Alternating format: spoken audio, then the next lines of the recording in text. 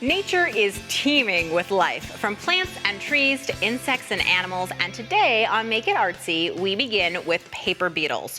This is a really fun project that uses up a lot of stuff you probably have lying around. Now you can see what this looks like. It's meant to look like a specimen box of our little beetles, but of course no animals were harmed in the making of this. So when I paint, I like to clean off my brush onto some scrap paper that I may have around, and this means that I have just tons and tons and tons of painted paper.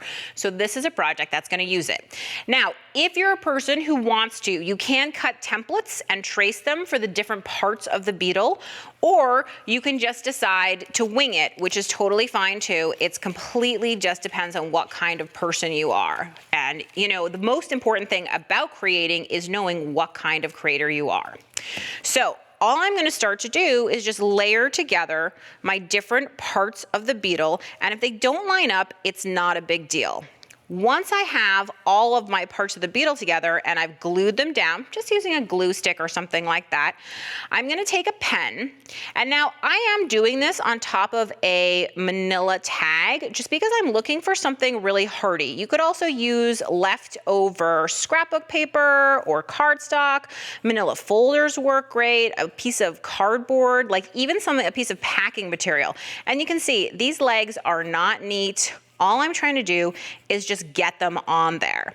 Once I have my legs, I'm going to start to embellish, and I love to use gel pens and colored pencils and all kinds of things to embellish. And you can see here that you can add dots, you can add shapes, you can do as much or as little as you want. Once you have this part done, then the next step is you're going to take a pair of scissors and you're going to cut around here.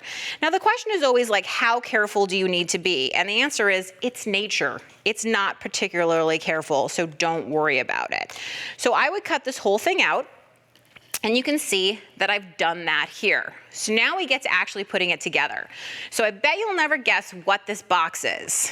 It's just the top of a gift box, like the kind that jewelry comes in. So then all you need to do is line it with something. I've just put a book page inside.